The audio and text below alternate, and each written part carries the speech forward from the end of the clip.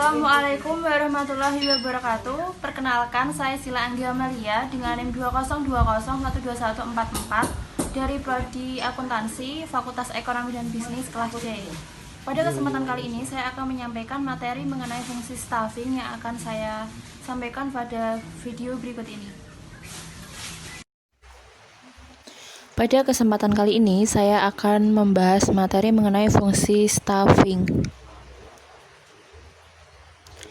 Pengertian staffing.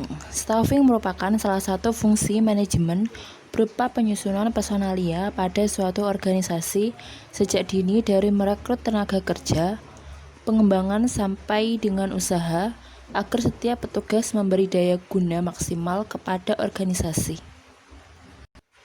Kemudian fungsi kepegawaian karyawan. Fungsi kepegawaian dalam manajemen adalah suatu proses pengelolaan struktur organisasi melalui tahap seleksi, penilaian, dan pengembangan sumber daya manusia yang tepat dan efektif untuk mengisi jabatan. Theo Heyman menyebutkan bahwa fungsi kepegawaian berkaitan dengan perekrutan, seleksi, pengembangan, dan kompensasi terhadap pegawai. Sebagai salah satu fungsi yang penting, biasanya sebuah organisasi membuat divisi khusus untuk menangani fungsi ini. Ada yang menyebutkan divisi personalia, departemen sumber daya manusia, bidang keanggotaan, dan lainnya. Bahkan dalam sistem pemerintahan negara Indonesia, lembaga yang menjalankan fungsi kepegawaian adalah Badan Kepegawaian Nasional atau BKN. Itu tandanya fungsi kepegawaian dalam manajemen sudah memiliki peran penting bagi kemajuan dan perkembangan organisasi. Hal ini sudah sesuai dengan teori yang menyebutkan bahwa manusia adalah unsur manajemen yang paling utama. Fungsi kepegawaian adalah untuk menemukan sumber daya manusia yang bisa membawa organisasi mencapai tujuannya. Kemudian ada sifat-sifat dari fungsi kepegawaian. Yang pertama, kepegawaian adalah fungsi manajerial yang penting. Fungsi kepegawaian adalah tindakan palungan yang paling penting bersama dengan perencanaan, pengorganisasian, pengarahan, dan pengendalian. Operasi keempat fungsi ini bergantung pada tenaga kerja yang tersedia melalui fungsi kepegawaian. Yang kedua, kepegawaian adalah kegiatan yang meresap. Fungsi kepegawaian dijalankan oleh semua manajer dan dalam semua jenis perhatian atau konkon di mana kegiatan bisnis dilakukan. Yang ketiga, kepegawaian adalah kegiatan yang berkesinambungan. Ini karena fungsi kepegawaian berlanjut sepanjang masa organisasi karena transfer dan promosi yang terjadi. Yang keempat, dasar dari fungsi kepegawaian adalah manajemen personalia atau sumber daya manusia yang efisien. Sumber daya manusia dapat dikelola secara efisien oleh sistem atau prosedur yang tepat, yaitu rekrutmen, seleksi, penempatan, pelatihan, dan pengembangan, pemberian remunerasi, dan lainnya. Yang kelima, kepegawaian membantu menempatkan orang yang tepat di pekerjaan yang tepat. Ini dapat dilakukan secara efektif melalui prosedur rekrutmen yang tepat dan kemudian akhirnya memilih kandidat yang paling sesuai dengan persyaratan pekerjaan.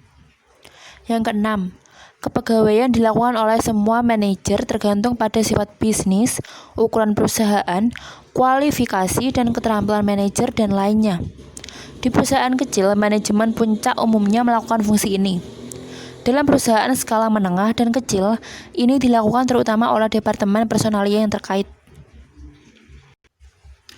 Kemudian, mengidentifikasi dan menyeleksi karyawan kompeten. Yang pertama, mendefinisikan analisis pekerjaan, deskripsi pekerjaan, dan spesifikasi kerja. Analisis pekerjaan merupakan penilaian yang mendefinisikan suatu pekerjaan dan perilaku yang diperlakukan untuk melaksanakannya.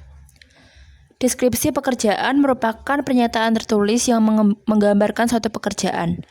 Biasanya meliputi muatan tugas, lingkungan, dan kondisi pekerjaan.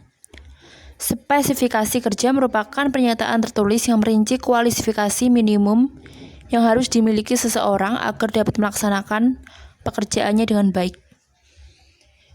Yang kedua, membahas sumber utama dari kandidat pekerja yang potensial. Sumber utama kandidat pekerja yang potensial meliputi internet, rujukan karyawan, website perusahaan, rekrutmen kampus, dan organisasi rekrutmen profesional.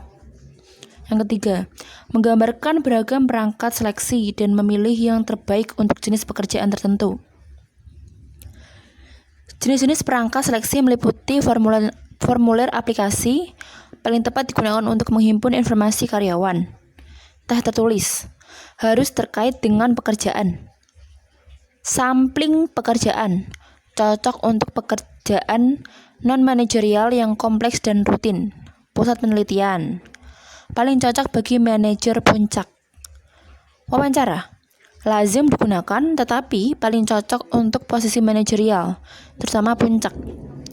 Investigasi latar belakang berguna untuk memverifikasi data yang termuat dalam surat lamaran dan referensi pada dasarnya tidak penting. Dan pemeriksaan fisik berguna untuk pekerjaan yang melibatkan persyaratan fisik tertentu dan untuk tujuan yang terkait asuransi. Yang keempat, menjalankan mengapa tinjauan pekerjaan realistis itu penting. Menjelaskan mengapa tinjauan pekerjaan realistis itu penting. Tinjauan pekerjaan yang realistis sangat penting karena memberikan pelamar suatu ekspektasi yang real tentang pekerjaan yang akan digelutinya. Hal ini pada gilirannya akan menambah keupasan kerja dan menurunkan perputaran karyawan.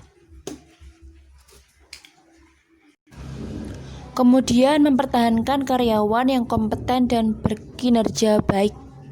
Yang pertama, menggambarkan beragam metode penilaian kerja.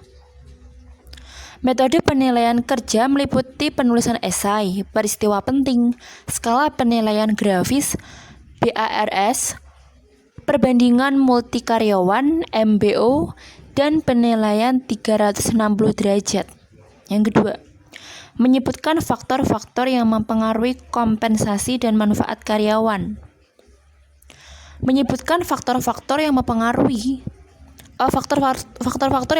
kompensasi dan manfaat karyawan meliputi jabatan dan kinerjanya, jenis pekerjaan, jenis bisnis atau industri, adanya serikat pekerja, padat modal atau karya, filosofi manajemen, lokasi geografis, profitabilitas perusahaan, dan ukuran perusahaan. Yang ketiga, menggambarkan sistem penggajian berdasarkan kemampuan dan gaji variabel. Sistem penggajian berbasis kemampuan memberi imbalan bagi karyawan atas kemampuan kerja dan kompensasi yang mereka tunjukkan. Dalam sistem gaji variabel, kompensasi karyawan tergantung pada kinerja mereka. Baiklah, itu yang saya sampaikan.